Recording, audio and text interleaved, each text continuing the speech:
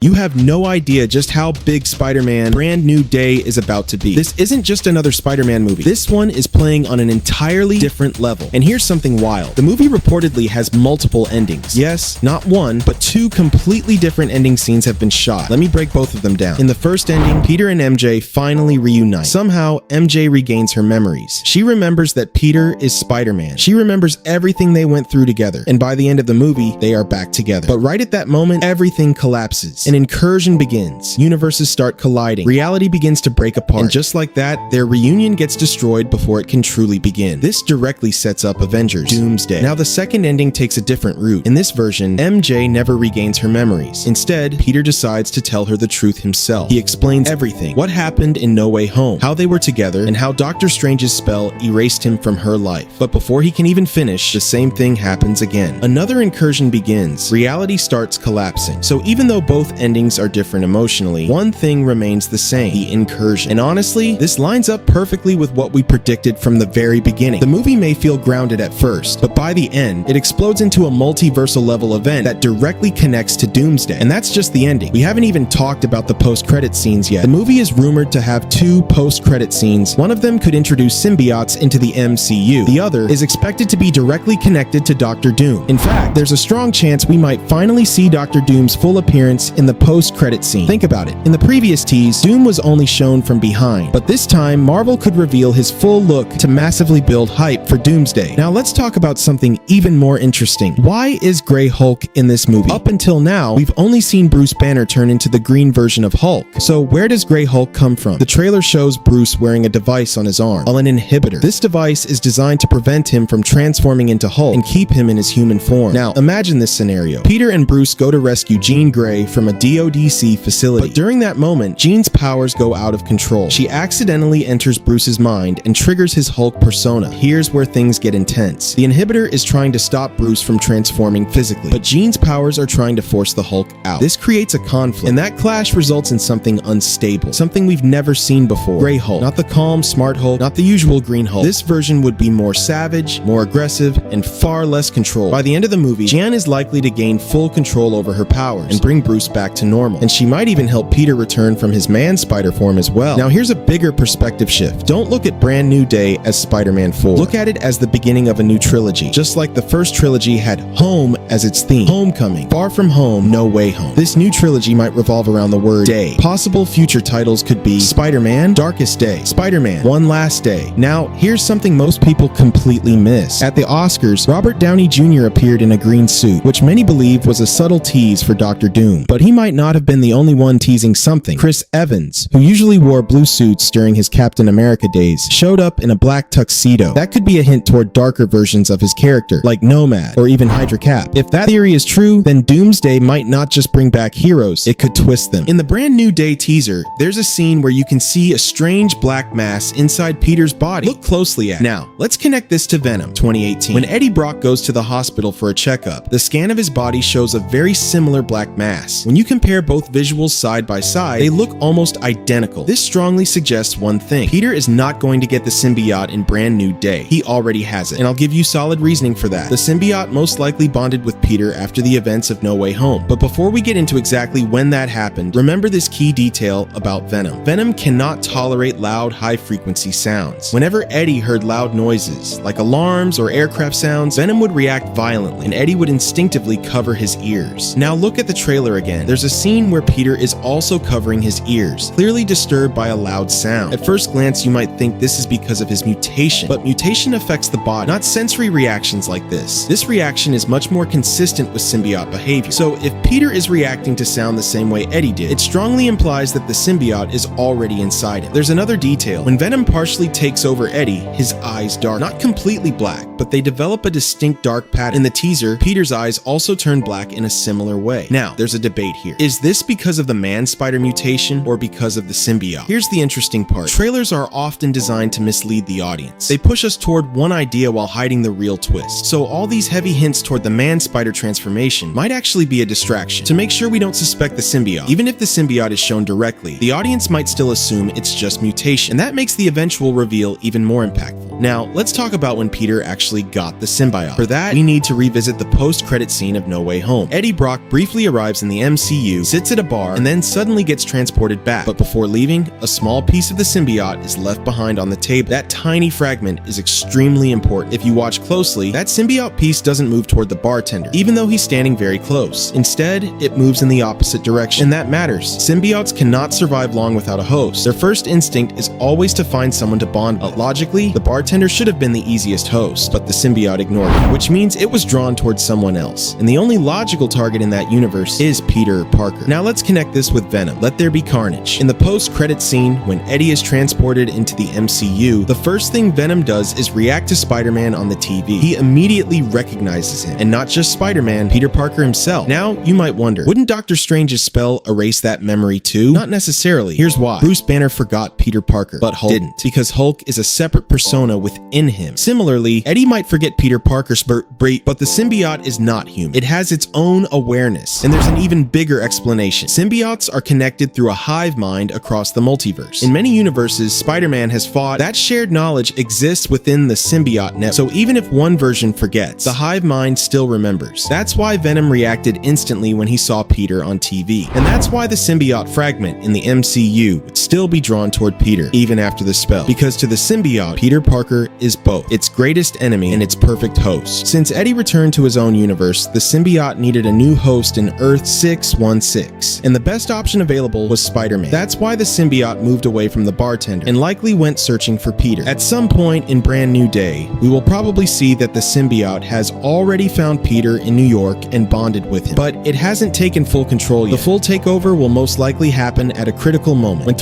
when Peter is close to death, because the symbiote cannot allow its host to die. At that point, it will completely bond with Peter, saving him, but also changing him forever. And when that happens, their life forces will merge, creating something new, a new kind of Spider-Man, and possibly the beginning of a much darker story in the MCU. Now, let's move to Marvel's future. Marvel has officially announced 3 new release dates for 2028 and 2029. 1 movie in 2028 shifted to June. 2 movies in 2029, May and July. Now, the big question is, what are these movies? Based on current reports and logical buildup, the 2028 film is most likely an X-Men reboot. After Secret Wars, the MCU is expected to soft reboot, merging universes and bringing mutants into the main timeline. For 2029, the first movie could be Black Panther 3, which is already in development with Ryan Coogler and rumored major cast. The second 2029 movie could be Thor 5. Kevin Feige has hinted at continuing Thor's story, and Chris Hemsworth has also shown interest in returning. Plus, Hercules was introduced earlier, and that storyline still needs payoff. There's also a possibility that instead of Thor 5, we might get Deadpool 4, especially with rumors that Ryan Reynolds is working on a new script involving another team-up. Other projects in development include Blade Shang-Chi, 2 Fantastic Four sequels, Scarlet Witch solo movie. Now, you might be wondering, what about Doctor Strange 3? There's a strong chance it could release between Doomsday and Secret Wars, continuing directly from where Multiverse of Madness left off. That would make more sense narratively, especially if Marvel adapts a storyline similar to Time Runs Out. So overall, Brand New Day isn't just setting up its own story, it's quietly building the road to something massive. A story where street-level problems turn into multiversal chaos, and where Spider-Man might be standing right at the center of it all. That's it for today's breakdown. If you have any thoughts or theories, drop them in the comments. And if you enjoyed this, make sure to like the video and subscribe for more updates. I'll see you in the next one. Stay tuned.